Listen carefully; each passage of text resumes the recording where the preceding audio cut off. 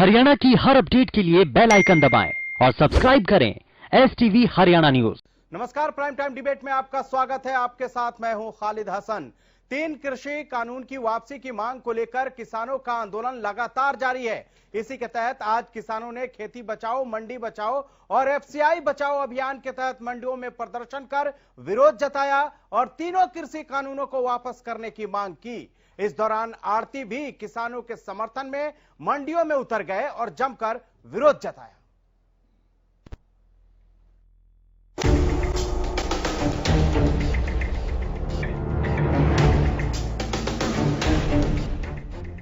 तीन कृषि कानून की वापसी को लेकर भले ही किसान लगातार धरना प्रदर्शन कर रहे हैं, लेकिन समाधान को लेकर कोई पहल होती हुई दिखाई नहीं दे रही है। पहले आप के फेर में ये आंदोलन फंस कर रह गया है। इस बीच किसानों ने सरकार पर दबाव बनाने को लेकर शुक्रवार को मंडी दिवस मनाया। इस दौरान प्रदेश की कई मंडियों में किसानों ने एकजुट होकर सरकार से 3 कृषि कानूनों की वापसी की मांग की। दरअसल संयुक्त किसान मोर्चा के आह्वान पर शुक्रवार को अलग अलग मंडियों में किसान और सभी ट्रेड यूनियनों ने मिलकर विरोध प्रदर्शन किया। साथ ही 3 कृषि कानून का विरोध, खेती और FCI को बचाने की मांग को लेकर किसानों और आड़तियों ने हल्ला बोला। सोनीपत की अनाज मंडी में जटवाड़ा 360 खाप समेत कई किसान संगठन इकट्ठा हुए और सरकार की नीतियों के खिलाफ जमकर नारेबाजी की। आज हमारे संयुक्त किसान मोर्चे के आह्वान पर जो प्रोग्राम हमने 28 तारीख तक फिक्स कर दिया है, आज 19 तारीख को हमने मंडियों के जो प्रदर्शन किया है, मंडियों के साथ घेराव करेंगे अधिकारियों के साथ। जो हमारा भारत बंद का ऐलान है उसके बारे में चर्चा होगी और जब तक हमारे तेल काले कानून वापस नहीं होते, MSP कानून नहीं बनता, तब तक हमारा आंदोलन जारी रहेगा। हमारा पूरा भारत का जनता जो हमारे साथ है और हम मोदी सरकार के खिलाफ तन मन धन से लड़ाई लड़ेंगे और इसके कानून को वापस करके दम लेंगे। वहीं गोहाना की अनाज मंडी में भी 3 कृषि कानून के विरोध, खेती और FCI को बचाने की मांग को लेकर किसानों, आड़तियों और मजदूरों ने मिलकर मंडी में प्रदर्शन कर सरकार के खिलाफ नाराजगी जताई। इस दौरान BKU के प्रदेश उपाध्यक्ष सत्यवान नरवाल ने सरकार पर हठधर्मिता का आरोप लगाया। हमारी मांग है कि तीनों कृषि कानून रद्द हो और MSP का खरीद का गारंटी का कानून बने। हमारी कोई सोने की महल बनवाने की मांग नहीं है, सिर्फ और सिर्फ जिंदा रहने की हमारी ये मांग है और इसके लिए तब तक लड़ाई लड़ी जाएगी जब तक हमारे खून में के कतरा है। ये किसान और मजदूर की आज आर्थिक आजादी की लड़ाई है। उधर चरखी दादरी में भी किसानों, आड़तियों और मजदूरों ने मिलकर मंडी में प्रदर्शन किया और कानून वापस लेने की मांग की। तो यमुनानगर में प्रदर्शन कर रहे किसानों ने कहा कि मेरी फसल मेरा ब्यौरा पोर्टल पर गेहूं की खरीद को लेकर किसानों को परेशान किया जा रहा है। स्ट्रक्चर खड़ा किया, एक रिश्ता बनाया, आप उसको क्यों तोड़ना चाहते हो? तो इसके बारे में सरकार का कोई जवाब नहीं। सरकार हाँ करती है, सरकार वायदे करती है और फिर अपनी बात से मुकर जाती है, पीछे हट जाती है। बार बार ऐसा आचरण सरकारों को कभी नहीं देखा। और मैं तो ये कहता हूँ, जितने भी हमारे आड़ती भाई हैं जिले के, हमने शॉर्ट टाइम पे सूचना मिली, कल ही शाम को मैसेज कन्वे नहीं हो पाया, तो ये समझ लेना कि जहाँ किसान खड़ा है वहाँ आड़ती अपने आप ही खड़ा है। आड़ती जो है वो किसान की एक छोड़ी है, परछाई है। जहाँ किसान चलेगा उसके पीछे पीछे आड़ती चले ही चलेगा। ये कभी हो ही नहीं सकता कि आड़ती से, किसान से आड़ती कभी अलग हो जाए। वहीं झज्जर अनाज मंडी में आड़ती और किसान 3 कृषि कानूनों के खिलाफ एक साथ दिखे। इस दौरान किसानों ने सरकार पर कृषि कानूनों को लागू कर मंडी व्यवस्था को खत्म करने का आरोप लगाया। किसान के ऊपर कोई बात जरूरत पड़ती है, जैसे बहन बेटी की शादी करनी हो और कोई किसी चीज में आवश्यकता हो, तो आड़ती जब अपना जोता मार दे हैं। और भाई अगर मान ली फसल खरीद कर चले गए तो इनका लाइसेंस नंबर भी है, दुकान नंबर भी है, किसान इनको मतलब इनके पास आ सकता है। लेकिन आज के दिन जो व्यवस्था बनाई गई है उससे क्या है, ये जो पैन नंबर है, पैन नंबर वाला कितनी किसान की फसल खरीद ले और फिर वो बड़े बड़े जो ये सिटी हैं, बड़े बड़े शहर है, उनमें चले जाएगा तो किसान उनको ढूंढेगा। इसीलिए हम इसके खिलाफ हैं। ऐसा है कि मंडी खत्म होगी तो मजदूर की मजदूरी खत्म हो जाएगी। किसान आपस में पैसा लेता था 8 शीशे, अभी लड़की का शादी है, हारी बीमारी है, वो पैसा नहीं मिलेगा। बाहर जो बिक्री होगी वह अपना अपने दामों में खरीदेंगे और खरीद कर पार बोल ले तो वो पैसा ही मर जाएगा। और के नाम से तीनों कानून काले कानून है, हम इनके विरोध में धरना दे रहे हैं। किसान लगातार अपने कार्यक्रमों के जरिए सरकार पर दबाव बनाने की कोशिश कर रहे हैं ताकि सरकार जल्द से जल्द इस मुद्दे का समाधान निकाले, लेकिन 12वें दौर की वार्ता खत्म होने के बाद सरकार ने चुप्पी साध ली है। हालांकि सरकार बातचीत की बात जरूर कह रही है, लेकिन पहल कर इस मुद्दे को खत्म करने के लिए किसानों को फिर से बातचीत के लिए टेबल पर बुलाने की जहमत नहीं उठा रही है। ऐसे में सवाल यह है कि जब बातचीत होगी ही नहीं तो समाधान कैसे निकलेगा। Bureau report, Haryana news. तो लगातार किसान जो हैं वो तरह तरह के प्रदर्शनों के माध्यम से सरकार पर दबाव बनाने की कोशिश कर रहे हैं, लेकिन अभी तक कोई इस तरह के संकेत नहीं मिल पा रहे हैं जिससे यह समझा जा सके कि इस समस्या का अंत जल्द हो सके। इस पर चर्चा करने के लिए आज हमारे साथ जो मेहमान जुड़ गए हैं उनसे सबसे पहले आपका तारुफ करवा देते हैं। रंजीता मेहता प्रवक्ता बीजेपी के हमारे साथ जुड़ चुकी हैं, मैम स्वागत है आपका। बालमुकुंद शर्मा प्रवक्ता कांग्रेस हमारे साथ जुड़ चुके हैं, सर आपका भी स्वागत है।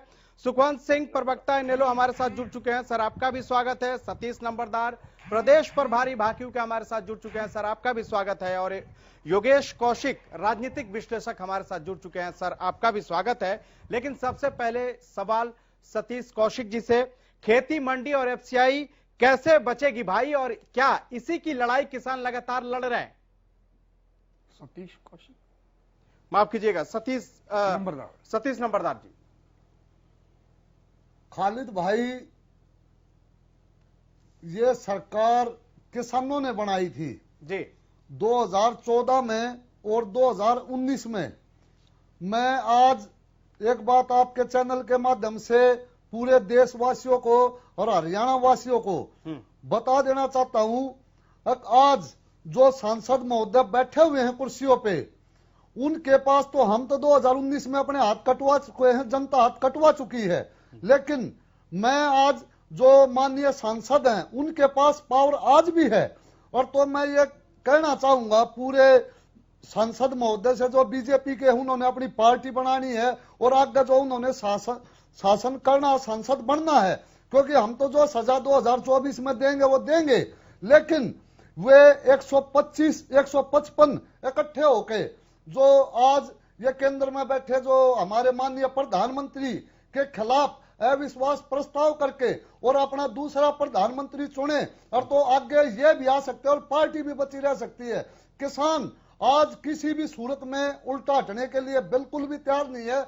और आप देख रहे होंगे ये किस तरह के झूठे जुमले वादे करते हैं। आज से 5 साल पहले असम में जो इनका घोषणा पत्र था, इन्होंने 267 रुपए मजदूरी बोल के ये वहां पे सत्ता में आए थे, लेकिन आज भी 130 रुपए से 160 रुपए मजदूरी हुई है। तो आज किसान किस बात पे इनका भरोसा कर ले और अपने आंदोलन को खत्म कर ले? अगर हमारी मंडियां और हमारा सिस्टम बचा रह जाएगा, क्योंकि हर चीज को ये बेचने में लगी हुई है। सरकारी संस्थान इनको खत्म करने पर तुले हुए हैं, सरकारी संस्थान को खत्म करने पर तुले हुए हैं। रंजीता जी, जिस तरह से अभी सतीश नंबरदार जी ने कहा, ऐसे में क्या सरकार किसानों को लेकर क्या सोच रही है? क्या सरकार किसानों को उनके हालत पर छोड़ दिया है? सरकार ने 114 दिन हो गए, ये आशंकाओं पर चल रहे हैं।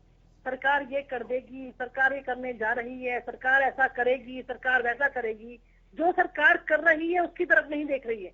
आज जिस तरीके से ऐतिहासिक चीजें हरियाणा सरकार ने की हैं किसानों के भलाई के लिए, क्या ये उन आंकड़ों से मुंह मोड़ सकते हैं? आज इतिहास में पहली बार 8 लाख किसानों के अकाउंट में 17,000 करोड़ रुपया सीधी राशि जो है किसानों के सीधे अकाउंट के अंदर गई। 17,000 करोड़ रुपए की बात आप बोलते हैं हमेशा, लेकिन आज तक आपने 50 किलो खाद का कट्टा 45 कर दिया और हर कृषि यंत्र पर आपने जीएसटी लगाने का काम किया जाएगा, जैसे कि कांग्रेस सरकार के दौरान जाया करते था। आज अगर मैं बात करती हूँ गन्ने की, सबसे ज्यादा गन्ने का रेट आज हरियाणा की सरकार दे रही है और शाहबाद शुगर मिल पिछले 3 सालों से पूरे एशिया में नंबर 1 आ रही है शुगर रिकवरी के अंदर। तो ये चीजें कैसे हो रही हैं? हमारा लक्ष्य ये है कि हम किसानों की आय दुगनी करें, हमारा लक्ष्य ये है कि उनके अकाउंट में सीधा पैसा जाए, जो बीच का भ्रष्टाचार था वो खत्म हो। आपने जो बैंक अकाउंट खोले हैं ये प्राइवेट हाथों के लिए बेच दिए और वे लेकर भाग जाएंगे। किस तरह आज देश में बैंकिंग व्यवस्था ठप हो रखी है। आप ये झूठ का पुलिंदा बोलने का बंद करिए। दावा करते हैं कि वहाँ पर रेट उनको उचित मिल रहा है। हाल ही में जो बाजरा था, जहाँ पर राजस्थान में 1200-1100 में पिटा, हमने उनका बाजरा भी 1850 में खरीदा। क्या इस बात से ये लोग इनकार करेंगे? आप आंकड़ों पे बात कीजिए कि ये कर देगी सरकार, वो कर देगी सरकार, मंडी बंद कर देगी। गोहाना के अंदर एशिया की सबसे बड़ी मंडी बनने जा रही है, उसका कंस्ट्रक्शन ऑलरेडी पूरा होने जा रहा है। क्या वो मंडी बंद करने के लिए बनाई जा रही है? क्या वो मंडी खत्म करने के लिए बनाई जा रही है? रंजीता जी, आप किसानों के लिए इतने बड़े बड़े दावे कर रही हैं, सरकार दे रही है। रंजीता जी इतने बड़े बड़े दावे कर रही हैं, क्या आप अगर आपने रंजीता जी प्लीज नहीं मिलेगा। अरे रंजीता जी सुनिए तो, रंजीता जी सुनिए तो, पहले दूसरे की भी आवाज तो सुनिए। मैं कह रहा हूं कि इतना आपने काम किया है किसानों के लिए, फिर भी आज 114 दिनों के बाद जो समस्या है किसानों का वो समाधान नहीं हो पाया। आज भी वो बैठे हुए हैं, मंडियों में प्रदर्शन कर रहे हैं, खेती बचाओ और मंडी बचाओ के तहत प्रदर्शन कर रहे हैं। ये नौबत क्यों आ रही है? ये नौबत इसलिए आ रही है कि ये विपक्ष के द्वारा गुमराह किए गए किसान है, इनको डराया गया है, इनको बहकाया गया है। किसने डराया है, किसने बहकाया है? सरकार रंजीता जी, किसने डराया और किसने बहकाया है? क्या आज का किसान बहक सकता है? क्या किसान आज का बहक सकता है? रंजीता जी आपके सामने बता रहे हैं। रंजीता जी किसने डराया है इनको?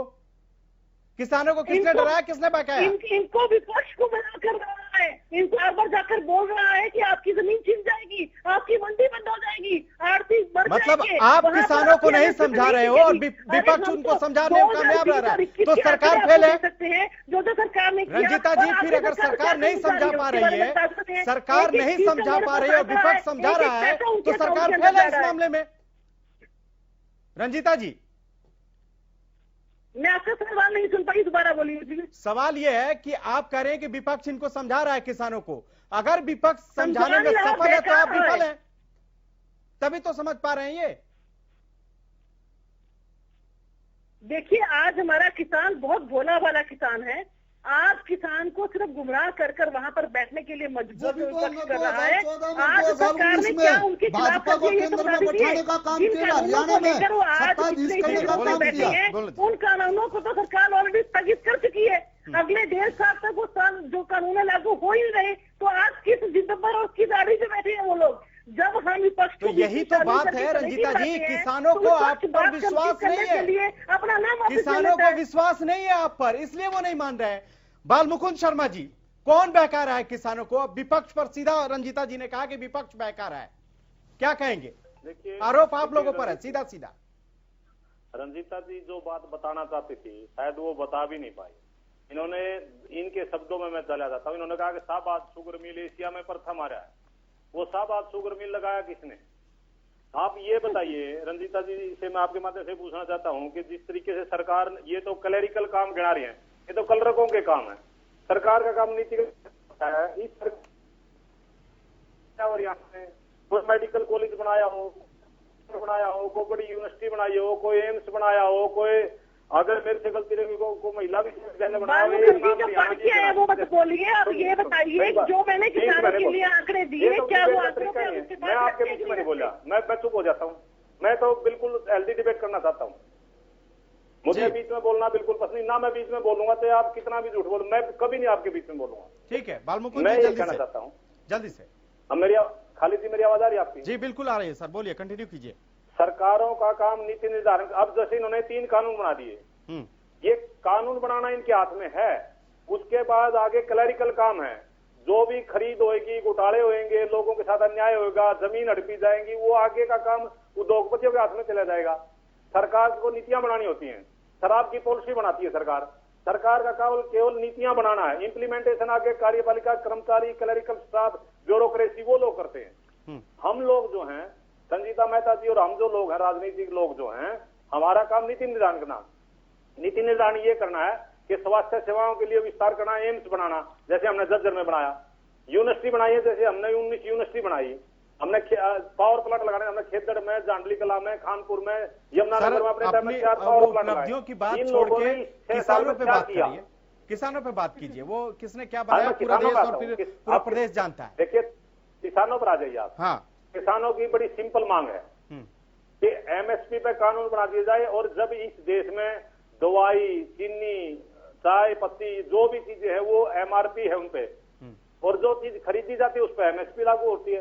एमएसपी का कानून बना दो, बात खत्म होगी।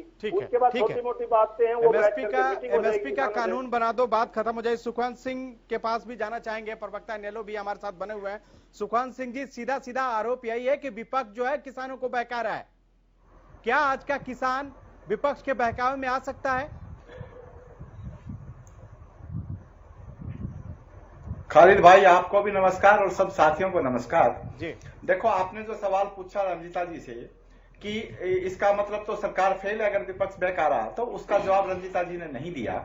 और वो इटसेल्फ आपने जो मेरे से जो सवाल किया उस बात को प्रूव करने के लिए सफिशिएंट है। अब खालिद भाई, कांग्रेस के प्रवक्ता कह रहे हैं हमने लगा दी शाहबाद मिल, और बीजेपी के प्रवक्ता कह रही है कि हमने आंकड़ों में उसको एशिया में सबसे पहले बना दिया। इसका मतलब ये है कि किसानों के लिए तो चांद तारे जमीन पर आ ही गए। फिर ये जो आज की हालत है किसान की, वो तो वो उनके हिसाब से गलत है। ये दोनों बैठ करके यहाँ जो आंकड़ों का जो खेल खेला जा रहा है, और जो जिस प्रकार से डिजिटल इंडिया का फायदा उठाया जा रहा है, ये आंकड़े उठा करके रंजीता जी नेट से लेकर के आई है। इनको ग्राउंड पर ये पता होना चाहिए कि ये शाहबाद मिल या दूसरी जो चीजें ये कह रही है, हमने ये कर दिया, एमएसपी दे दिया, फलाना कर दिया, राजस्थान का बाजरा बिकवा दिया, हरियाणा के किसान की क्या हालत है वो सबको पता है ग्राउंड पर, अगर रंजीता जी जाएं तो। लेकिन अगर नेट से सवाल ये है कि उसको बीजेपी ने एकदम से अब्रप्टली अनाउंस कर दिया, उसको एकदम से बढ़ा दिया। कांग्रेस के समय में कांग्रेस में भी कोई, कांग्रेस का दामन भी कोई साफ नहीं किसानों के लिए। जो नीतियां किसानों के लिए जो नीतियां बढ़ती हैं केंद्र में, क्योंकि कंकरेंट लिस्ट में है, केंद्र की नीतियों का भी प्रभाव पड़ता है, स्टेट की अपनी अलग पॉलिसीज होती हैं। तो सेंट्रल में बहुत लंबे समय तक कांग्रेस और बीजेपी दोनों की सरकारें रही, और दोनों की कारगुजारियों की वजह से, दोनों के कुकर्मों की वजह से आज किसान की ये हालत है। खालिद भाई, इस बात के ऊपर कोई बात नहीं करना चाहता। आप कांग्रेस और बीजेपी के प्रवक्ता से लाखों सवाल पूछें, लेकिन वो सवालों से बच करके अन्यत्र चले जाएंगे। वो इस बात का कोई जवाब नहीं दे पाएंगे कि आप दोनों ने अगर किसानों के लिए इतना अच्छा काम किया, तो आज किसान की हालत के लिए जिम्मेदार कौन है?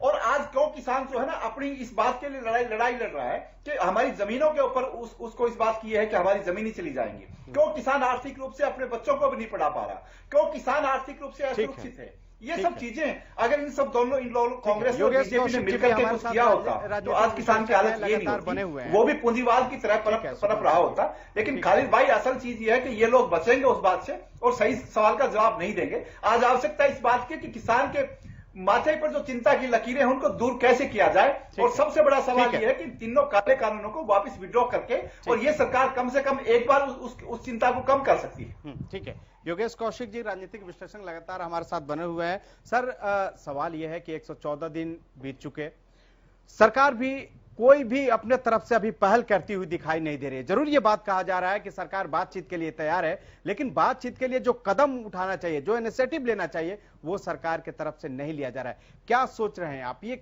आंदोलन और कहां तक जाएगा? 114 दिन एक लंबा अरसा होता है। देखिए, अगर मैं बातचीत की बात करूं ना, तो मुझे बहुत शर्म आती है, मुझे बहुत बुरा लगता है कि किसानों से बातचीत करने के नाम पे फॉर्मेलिटी की जाती है।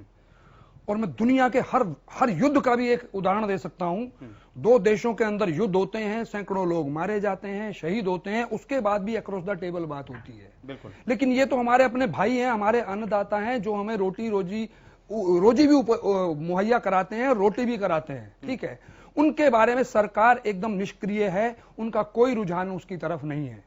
अब मैं बताता हूं, अगर इनका रुझान वाकई हो या होता, तो ये अब तक सॉल्यूशन निकालते, बात नहीं करते। ये सरकार है, सरकार के हाथ में क्या नहीं होता है। सरकार के पास सब कुछ होता है। और ये सरकार किसकी बनाई हुई है, सबसे पहले ये सोचें ये लोग। ये सरकार इन्हीं किसानों की बनाई हुई है। सही मायने में अगर आप वोटिंग परसेंटेज देखेंगे ना, तो वोट परसेंटेज, जो रुझान आप देखेंगे, जो वोट कभी भी इनकी तरफ नहीं गया, वो वोट खिसक के जब इनकी तरफ गया है, तब इनकी सरकार बनी है। और स्पेशली बोल रहा हूं मैं, कंसंट्रेटेड वोट इसी नॉर्थ इंडिया का, जिस नॉर्थ इंडिया के अंदर ये चल रहा है, जिसके बारे में आज की सरकार ये कह रही है कि ये तो गुमराह किए हुए लोग, गिने चुने वो लोग हैं जिनका पूरे देश से कोई लेना देना नहीं है, लेकिन ये भूल जाते हैं ये कहते हुए कि ये वही लोग हैं जिन्होंने इनकी सरकार बनाई थी। अब मैं थोड़ा सा आगे बढ़ता हूं।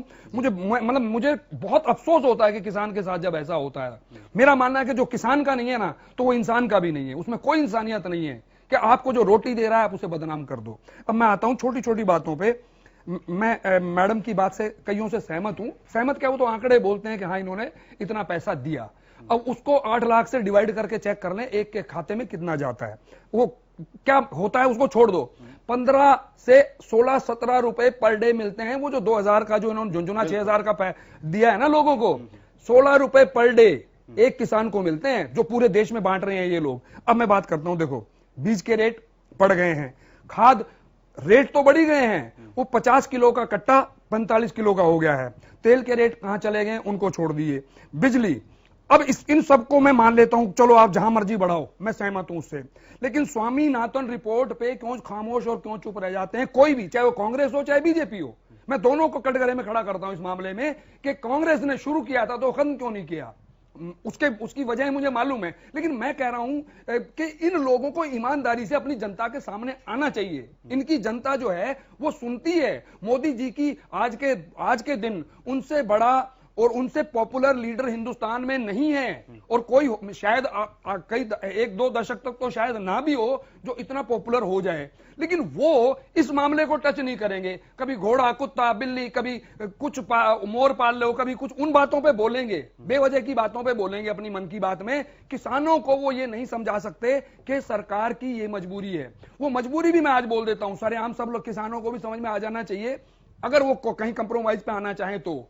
अगर सरकार सारा का सारा एमएसपी पे खरीदती है आपका अनाज, तो उसको 16 लाख करोड़ रुपया चाहिए, जो कि सरकार के पास नहीं है, क्योंकि सरकार on behalf of government FCI खरीदी करती थी। एफसीआई पहले ही 3.5 लाख करोड़ के घाटे में जा चुकी है पिछले 6 साल में, तो 3.5 लाख करोड़ तो पहले वो अपना कर्जा पूरा करे और उसके बाद 16 लाख करोड़ और सरकार लाए, जो कि उनके पास नहीं है। ठीक है। और इसके साथ साथ बैंकों का एनपीए 12 लाख करोड़ रुपए जो इंडस्ट्रिस्ट लेके भाग गए हैं, वो भी उन्हीं के माइनस खाते में जा रहे हैं। उसके अलावा सरकार के ऊपर वर्ल्ड बैंक का एक प्रेशर है कि किसी भी तरीके से अपनी बुक्स को ठीक कीजिए। ये तो मैं बात कर रहा हूं ईमानदारी की। अब उसके बाद किसान भाई मेरे बैठे हैं, ये और सरकार को कोई ना कोई सॉल्यूशन तो निकालना पड़ेगा, वरना अल्टीमेटली ये होगा कि ये मैं गारंटी करता हूं ये अगले चुनाव तक जाएगा, क्योंकि इन्होंने परमानेंट मकान बना लिए हैं। और अब इसकी भी बात सुनो, जो मकान इन्होंने बनाए, जो उन्होंने झोपड़े बनाए हैं रोड के ऊपर, उनके ऊपर एफआईआर दर्ज हो गई है। क्या ये दुश्मन है हमारे? जब सरकार रोड को तोड़ के वहां पे कीलें लगाती है वो तो ठीक है, उस पर एफआईआर करने वाला कोई नहीं है, क्योंकि आप ही सरकार है, आप ही तोड़ रहे हैं, आप ही कीले लगा रहे हैं, आप पे कोई एफआईआर नहीं कर सकता। लेकिन अगर उन्होंने रहने के लिए कोई कच्ची छत बना ली है, अपने ऊपर तिरपाल डाल लिया है, तो उन पे एफआईआर दर्ज कर दी गई है। ये लेटेस्ट बता रहा हूं मैं आपको। अब इसके बाद छोटू राम जी, सर छोटू राम जो हुए, और जो लाल बहादुर शास्त्री जी जो जिनको बीजेपी बड़ी तारीफ करती है, उसकी बात बता देता हूँ। ये सारा का सारा प्रपोजल उन्हीं का था, क्योंकि लोगों को, अरे मैडम कांग्रेस वाले से लड़ लेना, मेरी तो सुन लो पहले, मेरी सुन लो। आप इस तरीके से गुमराह नहीं कर सकते। अरे जाके चेक कर लो, अगर मैं झूठ बोल रहा हूँ नहीं तो बोलो, ये बातें आप लोग करते हो। अभी चेक कर लो, मैं कह रहा हूँ मोबाइल खोलो, चेक कर लो, एफआईआर नंबर चेक करा दूंगा आपको। 2 मिनट रुक जाओ, मैं अभी ब्रेक आएगा ना, एफआईआर नंबर बता दूंगा। ठीक है, मैं एफआईआर नंबर बता दूंगा, अभी रुक तो जाओ। अरे ये लड़ाई करनी है तो अपने, अरे ये लड़ाई करनी तो कांग्रेस वाले से करना, ये लड़ाई करनी है तो आप कांग्रेस वाले से करो। लेकिन अभी यहाँ में एक वक्त ब्रेक के लिए रुकना होगा, क्योंकि वक्त की कमी है। तो जिस तरह से किसान जो लगातार अपनी मांगों को लेकर डटे हुए हैं, और किसान लगातार ये कह रहे हैं कि जब तक 3 कृषि कानून वापस नहीं होगा वो वापस नहीं जाएंगे, इस पर लगातार चर्चा जारी है। वक्त एक ब्रेक का, फौरन हाजिर होते हैं। आप देख, तो खेती मंडी और एफसीआई कैसे बचेगी भाई, इस पर लगातार हम चर्चा कर रहे हैं, और रंजीता जी के पास सीधे चलना चाहेंगे, और उनसे जिस तरह से कौशिक जी ने सवाल उठाया, सीधे उनसे यही जानना चाहेंगे रंजीता जी कि क्या सरकार अपनी जिम्मेदारियों से भागने के लिए ये 3 कृषि कानून को लागू करना चाहती है? देखिए, अगर सरकार ने अपनी जिम्मेदारियों से भागना होता तो लक्ष्य ये नहीं था कि किसान की आय दुगनी की जाए। आज हमारा आय दुगनी हो गई मैम, 1 साल का वक्त बचा है। हर दाना सरकार 2022 तक का टारगेट है रंजीता जी, कितनी आय दुगुनी हुई है किसानों की? तो उस आय को दुगनी करने के लिए तो ये कानून लाए गए थे। जिस तरीके से किसानों को पिछले 6 सालों में नहीं हो पाया, क्या 1 साल में हो जाएगा? मैं आंकड़ों से बात करती हूँ। अगर आज आप एमएसपी की बात करते हैं, जहाँ पर छत्तीसगढ़ में कांग्रेस की सरकार है, एमएसपी पे कितनी फसल खरीदी जाती है? 12 से 13%। राजस्थान में कितनी खरीदी जाती है? 25 से 30%। और हरियाणा सरकार कितनी खरीद रही है? 85 से 90%। हम आंकड़ों पे बात करते हैं जनाब, हम हवाई बातें नहीं करते। आप ये बताइए कि आज हर चीज सरकार कर रही है, उसके बावजूद भी सरकार बुरी है। आज जहाँ पर दूसरी सरकारें 40% से ज्यादा एमएसपी से कम खरीद रही है, वहाँ पे हरियाणा की सरकार 85 से 90% तक खरीद रही है, उसके बावजूद भी सरकार का कसूर है। आज किसान परेशान है। जो 14% नमी वाला जो गेहूं आप लेते थे, वो 12% कर दिया आपने। नहीं खरीदा। मेरा पोर्टल मेरा ब्यौरा पे किसान परेशान है इसको लेकर। नमी भी घटा दी आपने गेहूं की, अभी तो फसल आनी है मार्केट में। तो मुझे एक बात का जवाब दीजिए, जो मैं चीजें आपको बता रही हूँ, नमी कम है, नमी ज्यादा है, सरकार एक एक दाना खरीद रही है। आज पूरे हरियाणा के अंदर एक किसान भी ये क्लेम नहीं कर सकता कि उसको उसके गन्ने की 1 रुपए की पेमेंट भी बकाया हो। एक एक पैसा उनके अकाउंट में 3 दिन के अंदर सरकार उनके अकाउंट के अंदर डाल रही है।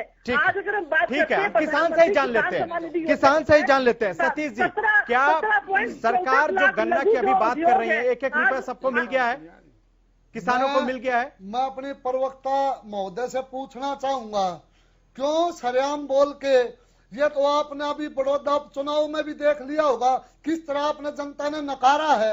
अगर जो आप 1-1 रुपया डालते और आज किसान अपनी भूमि बेचने के लिए, अपने गुर्दे किडनी बेचने के लिए तैयार होता है क्या? किस तरह आप किसानों पर अत्याचार करने पर तुली हुई है? किस तरह आज हर किसान की रोजी रोटी खतरे में आ रही है? पंचकूला में अभी हाल ही में जीते भी है, तो आप जीत हार से जीतने का मतलब ये है कि बात नहीं सुनेंगे किसानों की। किसान भी तो देश के हैं। जीत हार से मैम, जीत हार से ये थोड़ी कानून तय होगा। अगर कुछ लोग इसका विरोध कर रहे हैं, किसान लगातार 114 दिनों से बैठे हुए हैं, तो जीत हार में उनको बैठे रहना देना चाहिए या समाधान निकालना चाहिए। मैं इस बात से हैरान हूँ कि इतना सब कुछ होने के बावजूद सिर्फ मैं ना मानूं क्योंकि उनको बहकाया जा रहा है कि आपकी मंडी खत्म हो जाएगी, आपकी आपको एमएसपी नहीं मिलेगा। बरकरारी की बात ना करें। ये कह के कि वो बरकराए जा रहे हैं, आप ये कहना चाहते हो किसान बेवकूफ हैं? किसान बेवकूफ नहीं है। आप बार बार ये कह रहे हो ना बरगला रहे हैं, तो मोदी जी ने भी बरगलाया था, 15 लाख का झांसा दिया था। मोदी जी भी बरगलाते हैं हर इलेक्शन में, उनके सारे के सारे रिकॉर्ड चेक कर लीजिए। कम से कम 10,000 झूठ बोले हैं उन्होंने इन 6 साल के अंदर। और कहो तो उसका भी रिकॉर्ड निकलवा दूंगा। अमेरिका की एक मैगजीन है, वो भेज दूंगा, मुझे जरा अपना व्हाट्सएप नंबर दे देना। 10,000 झूठ मोदी जी बोलते हैं इलेक्शन के दौरान। आप कह रहे हो किसान को बरगला दिया कांग्रेस ने। अगर कांग्रेस बरगला सकती तो आप सत्ता में जिंदगी में नहीं आ सकते थे। रंजीता जी, इस बात का जवाब दे दीजिए, अगर वाकई कांग्रेस इतनी महान होती तो सिर्फ मात्र 2 प्रदेशों के अंदर या 3 प्रदेशों के अंदर सिमट के ना रह जाती। यही इसीलिए तो मैं कह रहा हूँ बरगलाना आपको आता है अच्छे तरीके से। और मोदी जी लेकर जा रहे हैं। बालमुकुंद शर्मा जी से ही आपका जवाब ले लेते हैं। बालमुकुंद शर्मा जी, सबसे बड़ा प्रहार है आप पर कि आप अगर किसानों के लिए इतने अच्छे होते तो 2-3 स्टेटों में सिमट के नहीं रह जाते। आप लोग नहीं चाहते। ठीक है रंजीता जी, ठीक है। किसानों को सिर्फ बहकाकर, डराकर, धमकाकर आप लोग ये चीज करना चाहते हैं। बस यही समस्या का समाधान न हो तो बहकाने का, डराने का आरोप लगा दीजिए। बोले आप छोड़ते हो सर्दी में मरने के लिए ना, आप छोड़ते हो गर्मी में मरने के लिए आप छोड़ने जा रहे हो। आप उनसे बात नहीं करते हो, आप उनको उग्रवादी कहते हो, आप उन्हें नक्सलवादी कहते हो। और आप मुझे कह रहे हो मेरे पास है क्या? मेरे पास क्या ताकत है? ताकत है आपके हाथों में। कर आप सकते हो किसानों का अच्छा या बुरा, या किसी भी इंसान का अच्छा या बुरा। मोटिवेट किया है सरकार, ना उनको ना केवल उनको प्रोत्साहन राशि दे रही है 7,000 रुपया, साथ में उनको अच्छे दाम भी दे रही है। आज उन परिवारों से पूछिए जिनके 2014 में 3200 रुपए में जीरी बिकी थी, अब कितने की जीरी ले रहे हो जरा बता दो आप। बीमा योजना के तहत उनके अकाउंट के अंदर जाते हैं, वो आप पूछिए जिनके अकाउंट में 36,000 रुपए जा रहा है, और वो किसान कितना खुश है। वापस ले लीजिए। मत ही देश पे आसान करिए। ठीक है, आपने बाल मुकुंद जी, ठीक है, बेचने का काम किया है। ठीक है। रंजीता जी और सतीश जी प्लीज। बाल मुकुंद जी, वो कितना खुश है। रंजीता जी, केवल 6,000 प्रधानमंत्री जी डालते हैं, तकलीफ 6 जाते हैं जो किसानों के अकाउंट में, तो हमारे यहाँ के मुख्यमंत्री भी डालते हैं। अपनी जेब से देते हैं क्या? ये देश का पैसा है, कोई एहसान नहीं है किसी का। और ये सारे की सारी बातें जो है ना, ये कांग्रेस की शुरुआती पाइपलाइन में सारे प्रोग्राम थे जो आप कर रहे हो। ठीक है, बोलिए बाल मुकुंद जी। मैं आप खालिद जी आपसे निवेदन करता हूं, जब हमारे दूसरे प्रवक्ता इतनी बड़ी झूठ बोल देते हैं कि कांग्रेस की 2 स्टेटों में सरकार है, फिर पंजाब, राजस्थान, छत्तीसगढ़ ये 3 तो यही हैं। मैंने 3 महाराष्ट्र में हमारी सरकार है, झारखंड में हमारी सरकार, मात्र 2 या 3 कहा है मैंने। मैडम ये भी बता दो कितनी स्टेट्स में आपने एमएलए खरीद के गिराई है, वो भी जोड़ दो जरा साथ में। हाँ, कहाँ पे खरीद के सरकार गिराई है वो भी बताओ कि यहाँ हमने एमएलए खरीदे और सरकार गिराई कांग्रेस की। ठीक है कौशिक जी प्लीज बोलने दीजिए। कांग्रेस की टिकट लटेंगे तो बता दीजिए इलेक्शन। कौशिक जी बोलने दीजिए, दूसरे को भी बोलने दीजिए प्लीज। बोलिए बाल मुकुंद जी। हम हार जीत से बहुत दूर हैं, क्योंकि हमने इस देश को लंबे समय तक शासन दिया है। हमें दुख होता है कि नौसिखिए लोग देश में भी और प्रदेश में भी सरकारों में हैं जिनका कोई शासन का अनुभव नहीं है, तो कोई कुछ भी बोलेगा। हमें तो इस देश के प्रति, इस समाज के नीचे दबे कुचले लोगों के प्रति, वंचित और शोषित लोगों के प्रति हमारी आत्मा में जगह है। हम दिल की बात करते हैं, आत्मा की बात करते हैं, मन की बात नहीं करते। ये जो आज इतना बड़ा ढांचा है, जो रंजीता जी ने बताया कि हमने ये डाल दिया, ये खाता डाल दिया, ये सारा स्ट्रक्चर हमने दिया है। चाहे वो आधार कार्ड से संबंधित हो, चाहे मंडी व्यवस्था हो, चाहे वो एमएसपी व्यवस्था हो, चाहे वो हरित क्रांति हो, सफेद क्रांति हो, इस देश में जो भी व्यवस्था है हिंदुस्तान में, ये सारी दुनिया जानती है। बात तो ये अपने आप लेते हैं, पूरा हम करते हैं। बीच में नहीं बोला, घोषणाएं करते थे, अभी जमा हम बना रहे हैं।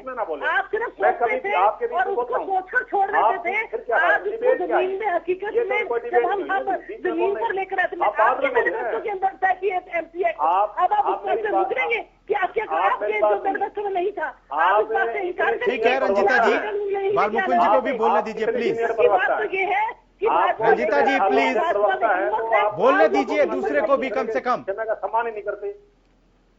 बाल मुकुंद जी जल्दी बात पूरी कीजिए अपनी। रंजीता जी इतनी सीनियर प्रवक्ता हैं आप, कितने सालों से आप प्रवक्ता हैं, आप दूसरे का समय का सम्मान ही नहीं करते। आप बोलिए, मैं कभी बोलता हूँ आपके बीच में, आप उनके बीच में बोलिए जो आपको टोकते हैं। मैं तो बीच में बोलता ही नहीं कभी आपके। ठीक है, मेरी बात रखिए, बाद में काउंटर करिए। ठीक है, बात रखिए जी। मैं ये कहना चाहता हूँ, किसानों के मुद्दे पर राजनीति नहीं होनी चाहिए। किसानों के लिए कानून बने हैं, किसानों को वो कानून पसंद नहीं है। सरकार को हठधर्मिता छोड़ करके उन कानूनों को वापस लेना चाहिए, निरस्त करना चाहिए।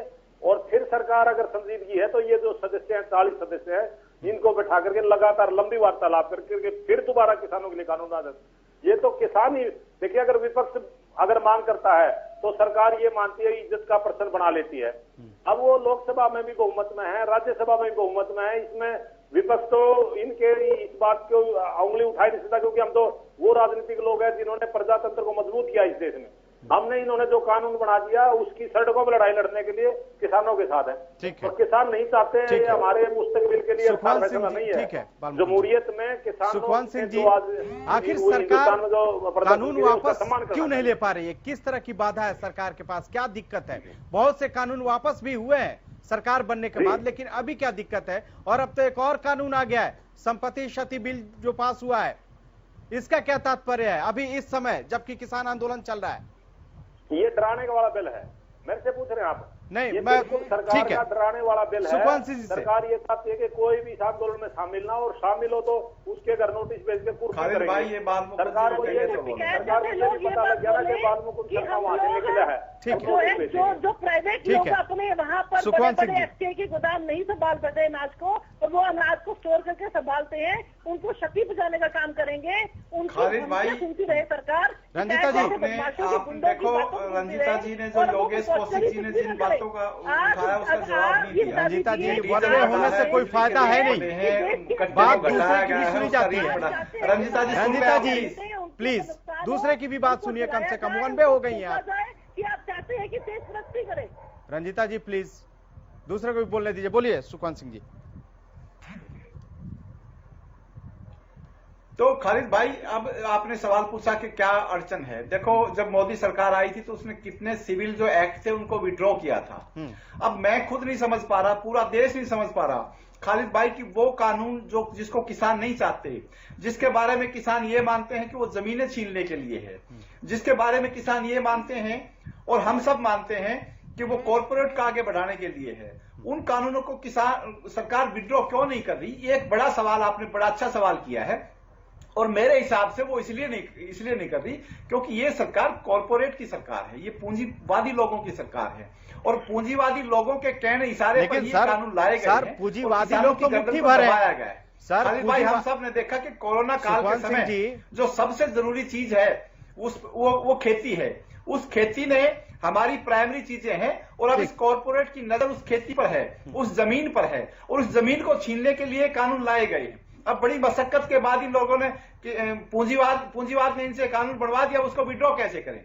जहां तक आपने अभी नए कानून की जो हरियाणा सरकार ने अभी पारित किया, हरियाणा विधानसभा ने, जो ऑनगोइंग सेशन था उसमें, उसके बारे में खालिद भाई मेरा ये कहना और इंडियन नेशनल लोकदल का ये मानना है, चौधरी अभय सिंह का ये मानना है कि ये कानून जो ऑनगोइंग फार्मर एजिटेशन है उसमें लोगों को डिमोरलाइज करने के लिए, डराने के लिए लाया गया है। अन्यथा एक बात बताइए, योगेश कौशिक जी ने जो आवाज उठाई कि सरकार अपने रोड जो उनको कैसे उसमें खोदा, उसमें संपत्ति को कैसे नुकसान किया, उसके ऊपर कोई कानून नहीं है और ये लोगों को डराने के लिए, और ये एक तरह से लोकतंत्र का हनन है और एक तरह से डेमोक्रेटिक कॉन्स्टिट्यूशनल जो राइट है कि आप एजिटेशन कर सकते हैं, उस एजिटेशन के लिए लोगों को डराने का प्रयास हरियाणा सरकार का है और ये विधानसभा में बड़ा शर्मनाक तरीके से पारित किया गया और ये बहुत शर्मनाक है और लोकतंत्र के लिए काला दिन है। रंजिता जी बैठ करके यहाँ कुछ भी कहती रहे, लेकिन पूरा प्रदेश और देश समझता है कि बीजेपी किस प्रकार से पूंजीवाद को पोषित करने के लिए और किसानों को और गरीब, शोषित वंचित गरीब को मारने के लिए, उनकी जमीनें छीनने के लिए किस प्रकार के हथकंडे अपना रही है। 1.5 साल के लिए हम इनको डेफर करते हैं, हम कमेटी बनाते हैं और इसके ऊपर चर्चा करेंगे। जो लेकिन किसान तो वापस लेने की मांग कर रहा है ना, आप आवाज बंद कीजिए, उसके बावजूद या इस तरह के लोगों को मत बुलाया कीजिए। आज मंशा क्या है? आज मंशा ये नहीं है कि आपको ये कानून हटवाने हैं, आज मंशा ये है कि पक्ष में अब महिला होने का बेजा फायदा उठा रही है, सरकार को गिराना है। जो मंशा आपकी पूरी नहीं हो पाई, आपने अविश्वास पत्र लाकर भी देख लिया, आपने विधानसभा के अंदर आपत्ति जता के भी देख ली। आज जिस तरीके, लेकिन विधानसभा के बाहर भी तो देखिए, आज भी बनवारी लाल पहुंचे थे पलवल। रंजीता जी, कैबिनेट मंत्री बनवारी लाल पलवल पहुंचे थे एक मीटिंग लेने के लिए, लेकिन किसान जैसे है वो निकल लिए। ये भी तो देखिए कि कितना बाहर विरोध हो रहा है। वहाँ तो आप विधायक जीत के गई हैं, नंबर है, वहाँ तो मुश्किल है, लेकिन बाहर देखिए कितना दिक्कत है। कल भी स्टैंड वही रहेगा। आप हमारे साथ बैठिए, हमारे साथ बातचीत कीजिए। रंजीता जी प्लीज, रंजीता जी मैं 2-3 बातें रंजीता जी प्लीज, तो आप बता दीजिए इसका हल कैसे निकलेगा? मैं 2-3 बातें करना चाहूंगा। अगर आप सवाल पूछ रही हैं तो जवाब भी सुनिए ना लोगों का कम से कम। जो तरक्की की ओर जा रहा है, दूसरे की भी तो बात सुनिए रंजीता जी। कैसे रोका जाए? आज प्रदेश के जो पक्ष है उसके ऐसा लग रहा है कि आप रट के आई हैं कि इतनी ही बात बोलनी है, इतनी ही बात बोलनी है और उसके आगे समाधान पे कोई बात ही नहीं करनी। अधिकार है और इन अधिकार को छीनने के लिए आप हमेशा काम करती हैं। जो आंदोलन मुस्लिम भाई आंदोलन करता है वो पाकिस्तानी हो जाता है, जो पंजाब का भाई आंदोलन करता है वो खालिस्तानी हो जाता है। आप हमेशा लोगों की दबाव आवाज का काम करती है। आप अब भी रुक नहीं रही, दूसरे को सुनने के लिए भी सीखिए। आप किस तरह हर किसान का आंदोलन मतलब पेट काटने का आप काम कर रही है। किस तरह मोदी साहब ने आज बंगाल में बोला, मोदी वो दीदी खेल रहे और बीजेपी विकास तो ये पूरा देश देख रहा है। आप हर संस्थान को किस तरह बेच के खाने का काम कर रही है। क्यों लोगों को गुमराह करने के लिए सत्ता में इसीलिए लेकर नहीं आए थे हमें बेच डालो। आपने हर काम बेचने का किया। आप किसी भी कंपनी में जाइए, सब कुछ बेच खाया आप लोगों ने। ठीक है कौशिक जी, देखिए मैं ना 2-3 बातें करना चाहता हूँ। सर छोटू राम ने शुरुआत की किसानों के भलाई के लिए, पूरे हिंदुस्तान ये जानता है। बिल्कुल। उसके बाद अनाज की बड़ी परेशानी थी लाल बहादुर शास्त्री जी के समय में। उन्होंने ये प्लान किया कि किस तरीके से गरीब आदमी को भी खाने का दिक्कत ना आए कम से कम। उस टाइम से उन्होंने ये शुरुआत की और ये प्लानिंग जो है वहां से शुरू हुई थी। मैं ये मानता हूं, मैं सहमत हूं सरकार से कि समय एक आता है कि चीजों को मॉडिफाई करना होता है, पर इस मॉडिफिकेशन में मुझे किसान की भलाई या किसान का दुगनी होती हुई इनकम नहीं नजर आ रही। अब मैं बात कर रहा हूं अगली इसे थोड़ी सी और आगे कि ये सुप्रीम कोर्ट ने जो है इसे स्टे कर दिया 1.5 साल के लिए, लेकिन सुप्रीम कोर्ट को स्टे के लिए बोला किसने था? किसी ने नहीं बोला। उन्होंने सरकार को थोड़ा सा एक एज ये दे दिया कि आपके पास 1.5 साल का टाइम है, किसान चले जाएंगे, लेकिन किसान मूर्ख नहीं है, वो नहीं गए, वो यहीं के ही हैं। वहां बिल के बारे में अगर सुप्रीम कोर्ट में बात होनी थी तो ये होनी थी कि ये जो बिल पास किया गया है ये लीगली पास है, कर सकती है ये पार्लियामेंट या नहीं। अब मैं बताता हूं इसके बारे में, जिसका जिक्र नहीं करते, ये नैरेटिव ही बदल देते हैं चीजों का।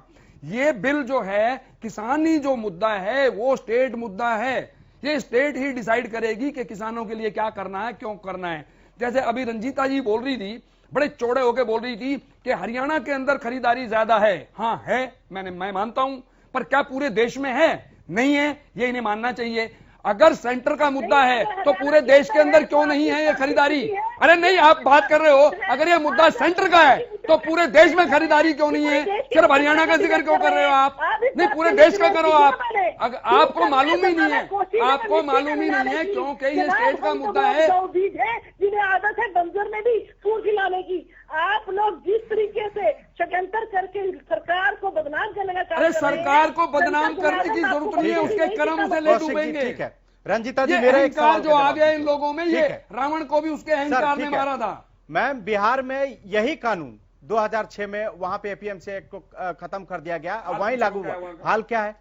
कितना मिल रहा है वहां पे जीरी का, धान का कितना मिल रहा है वहां पे लोगों को? कानून आया था और जो ये कानून है उसमें जमीन आसमान का क्या फर्क है? वो क्या फर्क है? मंडियां वहां भी, मंडियां वहां खत्म कर दी गई, प्याज दोगुनी होगी और आज वहां पता है 600-700 रुपया क्विंटल धान बिक रहा है। और हरियाणा का कानून क्या है? इसके अंदर हर चीज के अंदर कैपिंग लगाएगी। किसान को कैसे डबल मिलेगा? क्या किसान को ऑप्शन दे रहे हैं? क्या किसान को स्वामीनाथन इंटू 2 मिलेगा क्या? ये बता दो मुझे तो। 50 पैसे देने, सड़क में सेंस पैसा खराब होने पे उसको उचित दाम मिल सके, जहाँ पे उसकी उचित का मतलब क्या है? स्वामीनाथन इंटू 2 मिलेगा क्या? तो उसको 600 रुपए का दाम उसके अकाउंट में मिल सके, ये उनकी भलाई के लिए। मैम, यानी आपका यही तर्क है ना कि किसान ज्यादा से ज्यादा अपने फसल को ज्यादा से ज्यादा दामों पर बेच सके? सुनने के रंजीता जी, संशोधन के लिए तैयार है, सुधारने के लिए तैयार है। रंजीता जी, रवैया है। स्वामीनाथन गुना 2 मिलेगा क्या? रंजीता जी, रंजीता जी, रंजीता जी, मकसद क्या है? रंजीता जी प्लीज दीजिए, आपके सुझाव ना माने जाए फिर आपको बत्ती होनी चाहिए। रंजीता जी, बात तो सुन लीजिए, बात तो सुन लीजिए, जवाब तो आपको देना नहीं है, जवाब तो देना नहीं है। रटी रटाई बातें आप बोलते जाओ एक तरफा, दूसरी की बात सुननी नहीं है। चल रहा है प्लीज, उसके अलावा प्लीज कम से कम दूसरे का भी तो बात सुन लीजिए, सवाल का जवाब तो दीजिए। तोता की तरह बोलने से नहीं होता है रंजीता जी, एक तरफा बोले जा रही है। सवाल भी तो सुनिए। आप कह रही हैं कि आपका मकसद है कि किसानों की आय दुगुना हो, उसके लिए किसान ये चाहता है कि एमएसपी दीजिए, वो एक गारंटी मांग रहा है आपसे। एमएसपी से ऊपर जितना बेच ले वो तो किसान का ही फायदा होगा ना। अगर कोई 1800 में सामान बेचने के लिए आपने निर्धारित कर दिया और किसान उससे नीचे नहीं बेचे, वो चाहता है कि उससे ऊपर बेच सके। सबसे ज्यादा एमएसपी से हरियाणा की सरकार खरीद तो कानून बना दीजिए ना, तो कानून क्यों नहीं बना रही? कानून बनाने में क्या दिक्कत है जब आप चाह रही है कि आय दुगुना हो? रंजीता जी प्लीज, सब कुछ तो कर रहे हैं हम, गोल मोल बातों का जवाब मत दीजिए। कानून बनाइएगा या नहीं बनाइएगा एमएसपी का, ये बता दीजिए किसानों को। मुझे ये बता दीजिए कि छत्तीसगढ़ के अंदर कानून बन गया है? अच्छा, राजस्थान के अंदर कानून बन गया जो है? यानी कि कांग्रेस और बीजेपी, जो कांग्रेस कर रही है वो बीजेपी करेगी। आपको सत्ता में किस लिए भेजा गया केंद्र में? किसानों ने क्या सोचकर भेजा था? किसानों ने यही सोच के भेजा था ना, यही वादे हुए थे ना 2012 में, यही बात कहा जा रहा था ना कि किसानों को एमएसपी मिलना चाहिए।